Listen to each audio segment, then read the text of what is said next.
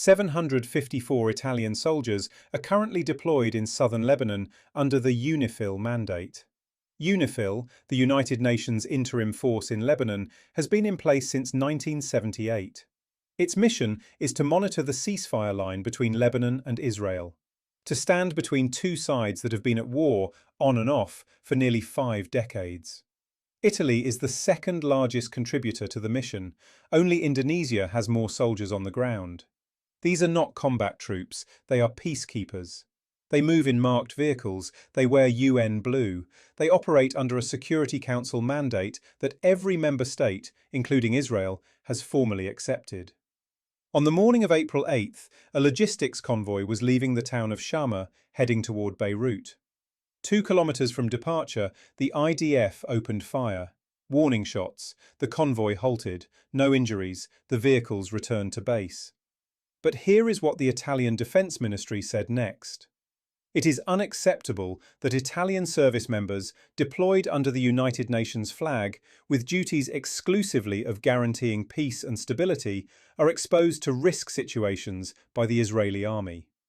Defense Minister Guido Crosetto didn't stop there.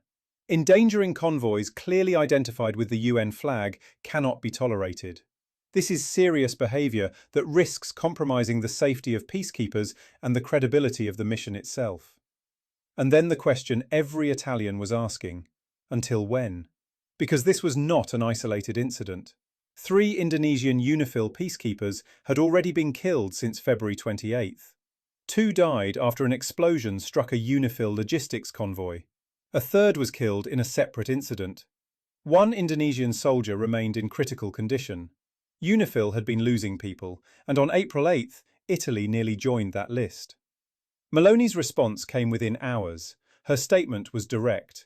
Unusually direct for a leader who had spent months threading the needle between Washington and Brussels. The continued Israeli attacks in Lebanon, which have already caused too many deaths and an unacceptable number of displaced people, must cease immediately. Must cease immediately. Not, we call for restraint. Not, we urge de-escalation. Not the careful diplomatic language that European leaders had been using for months while the region burned. Must cease immediately. Foreign Minister Tajani went further in Parliament. Italian soldiers in Lebanon are not to be touched. He ordered the Israeli ambassador summoned. He called the incident a clear violation of UN Resolution 1701, the same resolution that established the legal basis for UNIFIL's presence in southern Lebanon. And he said something that no Italian foreign minister had said publicly in recent memory. Israel had no authority over Italian troops. Now here is the context that makes this moment so significant. Because Meloni's relationship with Israel had been carefully constructed. She had supported Israel's right to defend itself after October 7, 2023. She had maintained that position even as European public opinion shifted. She had navigated the politics of the Iran war by condemning Tehran while avoiding direct confrontation with Washington or Tel Aviv. She had been, by any measure, one of the most pro-Israel voices among European leaders. And on April 8th, Israel fired on her soldiers. The timing made it more complicated. Hours before the convoy incident, Israel had launched what it described as its largest coordinated strike on Lebanon since the conflict with Hezbollah began. Hundreds of targets, hundreds of casualties. This came one day after a US-Iran ceasefire had been announced, but Israel declared Lebanon was not included in that ceasefire. Trump himself confirmed it.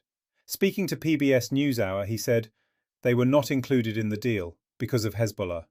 That'll get taken care of too." So while Iran and the United States were stepping back from the edge, Israel was escalating in Lebanon, striking targets, moving into territory that UNIFIL was mandated to protect. And one Italian convoy was in the way. There is a broader picture here that nobody in the Italian press was saying out loud. Italy has 754 soldiers in a war zone that is no longer following the rules it was built on. The ceasefire that stopped the Iran war does not apply to Lebanon.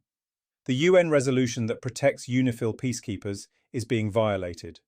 And the country that is doing the violating is an ally of Italy's most important strategic partner. This is the position Meloni is in. She cannot confront Israel without confronting Trump. She cannot confront Trump without fracturing the one relationship that gave her international standing. And she cannot stay silent when Italian soldiers are being shot at. So she spoke, carefully, but clearly. What makes Meloni's response notable is what it tells us about where Italy now stands. She had just returned from the Gulf, Saudi Arabia, Qatar, the UAE, energy deals, diplomatic positioning, the first European leader to visit the region since the Iran war began. She had balanced herself between Trump and Brussels on the Iran question. She had managed the referendum loss at home. She had sacrificed Santance to protect her coalition. And now, with Italian soldiers on a road in southern Lebanon, she chose clarity over balance. They are not to be touched. Italy called on the United Nations to urgently engage with Israeli authorities, to clarify what happened, to adopt measures guaranteeing the safety of UNIFIL personnel. Defense Minister Crosetto asked the question out loud that everyone in Rome was thinking. There are no injuries, but until when? 754 Italian soldiers are still in southern Lebanon tonight. The UNIFIL mandate continues. The convoys still move. The UN flags are still visible on every vehicle. And Giorgia Meloni, the woman who has spent 18 months trying to be everything to everyone, has now told Israel something very simple. There is a line. And on April 8, 2026, you crossed it.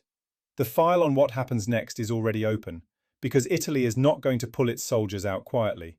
754 troops don't disappear without a political decision, and that decision, stay or leave, will define Italy's position in this conflict more than any speech, any press conference, any diplomatic statement.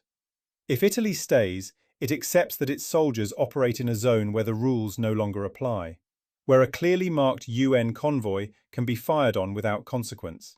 If Italy leaves, UNIFIL loses its second largest contributor, the mission fractures, and Lebanon descends further into a conflict that has already killed 3 Indonesian peacekeepers and damaged at least 1 Italian vehicle. Meloni knows this, Crosetto knows this, Tajani knows this. And now Israel knows that Rome is watching. Subscribe to the Record Room, because the next file is already open.